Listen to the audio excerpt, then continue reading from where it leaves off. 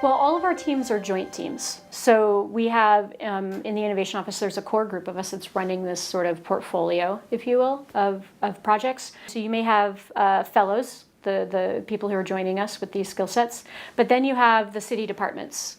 It's always a mixed team. It's never coming solely from us. We still are facilitative in our approach. So in some cases, we're making it up as we go along too, cool. Right? When it comes to co-creation, we do have a project where we're bringing it out to the broader community. So we have a project related to ending homelessness. Many folks know and understand the situation down at the Austin Resource Center for the Homeless, where it is far over capacity than what it was built for. And the police, the emergency health paramedics, and the mental behavioral health counselors, the Downtown Austin Community Court, and the Ending Community Homelessness Coalition, we're coming together to co-create this homelessness outreach street team. And we're borrowing from kind of an agile methodology, only we're not dealing with technology. We're dealing with integrated teams. And how does that team wrap around the need to find people out on the street, meeting them where they are, and engage them and bring them into services? So once a week, we would meet with this niche kind of team across sectors, and then we would sit together with service providers and work through what happened through the week. It means don't be too dogmatic about your methodology. And my definition of innovation is any project that is new to you and has an uncertain outcome. Because what you're looking for is a method that will help you navigate that uncertainty.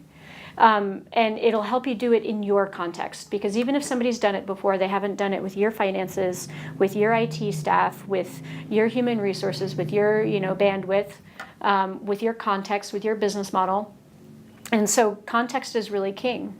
When it comes to you can be inspired by any number of things that folks are doing, but it's the application of that inspiration that gets really tricky.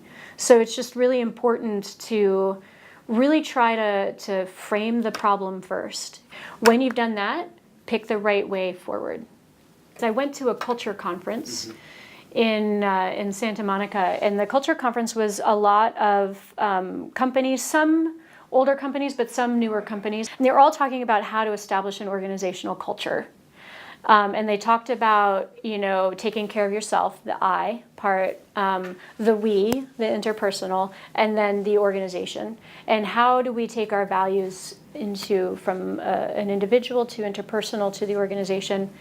And one of the things that I started thinking about, it's very easy for a startup to establish its own culture from the ground up. But if you are a legacy organization, if you have history and you're well-founded and you're very large, we're talking there about a culture shift. And I think one of the things that we could do at a place like an Impact Hub or other places is really talk about what that culture shift means and give all of us as individuals and interpersonal the right tools and skills we need to bring some of these mindsets and tactics into our organizations to better prepare ourselves for the future.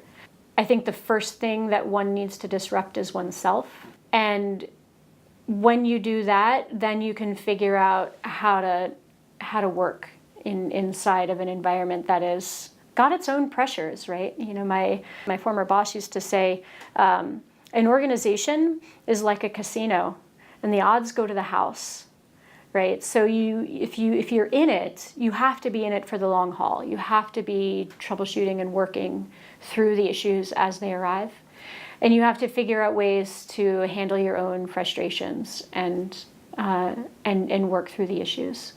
And so that's where I think, that's one way I think we could work together, is just how do we build a community of practice around people who are just there to be change agents, there to help their teams and their organizations meet the demands of the future.